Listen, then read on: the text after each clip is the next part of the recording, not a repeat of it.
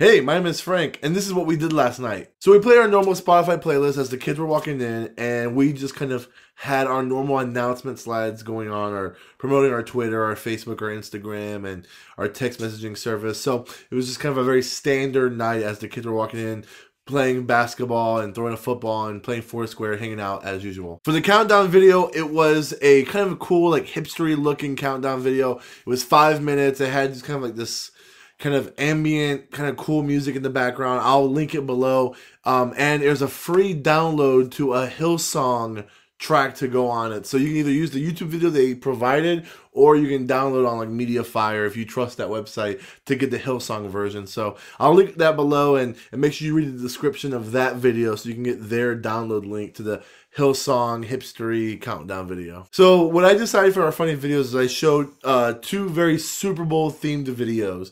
And if you're not signed up on the email list for videos for student ministry, make sure you're signed up, because every Tuesday I send an email with 5 videos that you can either show in your student ministry or will help train you to just be a better youth pastor. So the link to subscribe is below, but the 2 videos I showed were both Super Bowl themed, which you can still probably get away with showing next week, even though it's after the Super Bowl. The first video was a video by BuzzFeed called Dear Kitten. If you watch BuzzFeed videos before, you've heard this guy do video voiceovers before. Some of the videos are kind of inappropriate, so I wouldn't go investigating too deep on how many videos he narrates, but this video is hilarious. This is pretty much him pretending he's the voice of an older cat talking to a kitten about what the Super Bowl is and how it's different than any other time of the year.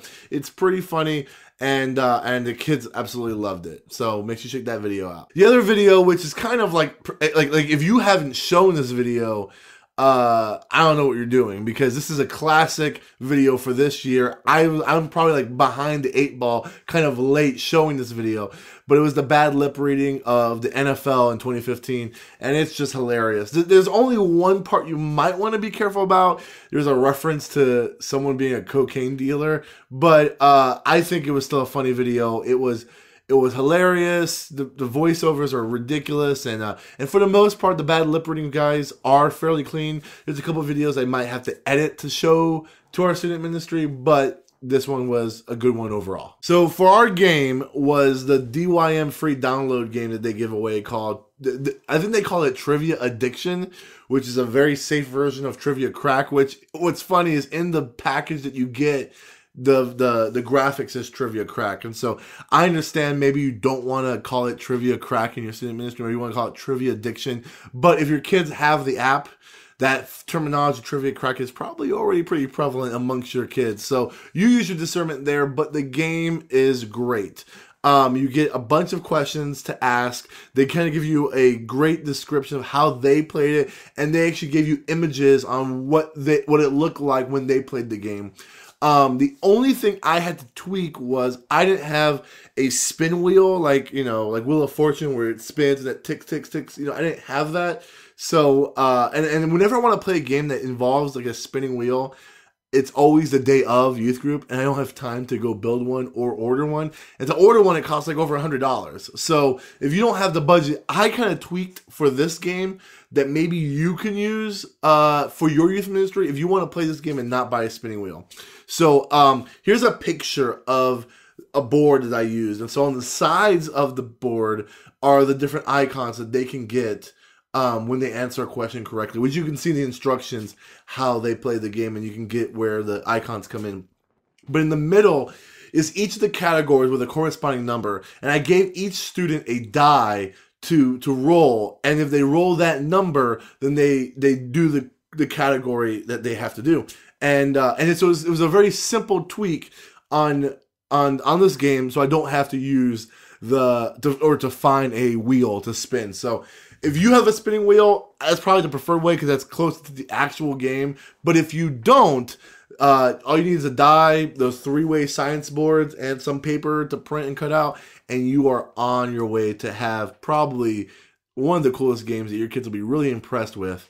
So make sure you check that out. It's at DYM. I'll link it below. It's a free download, and so it's a great game. For worship, we did One Thing Remains, Holy, and How He Loves. It was a fun worship set, and our students loved it. For our message, we ended the series of struggles with a topic of compassion and how technology and social media has kind of made us kind of desensitized towards others' needs. And so kind of God has always, when he shows compassion to people, he always acts on it. And every time you see that in the Gospels where Jesus said he showed compassion to someone, he acted on that by whether healing or teaching or doing something.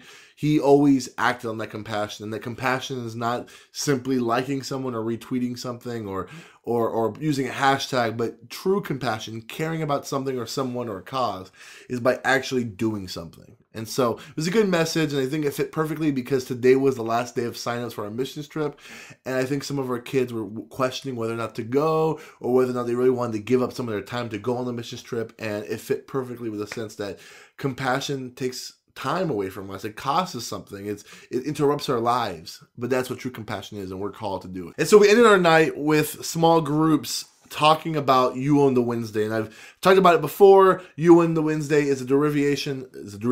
That's a word. I don't know. We'll make it a word. It's a kind of a tweaked version of You Own the Weekend, and I linked that below. It's from our friends over at Saddleback, Josh Griffin. Those guys do a great job of doing You Own the Weekend. And so we're doing You Own the Wednesday, and they're split up in the 3 different groups, preparing for their weeks that are going to go on in March. So all the information you need to know about how to do You Own the Weekend, which we call You Own the Wednesday, is below. Make sure you check out that package. It's going to be great. And if you have any questions whatsoever about what I'm doing, about how we do things, maybe you have a question on why we did something in our youth group, in our service, let me know, and I would love to answer it. So if you have any questions, hit me up on Twitter, find me on Facebook, find me on wherever. Go on Snapchat and then delete the app because that app is sinful. I'll talk to you later. Good night.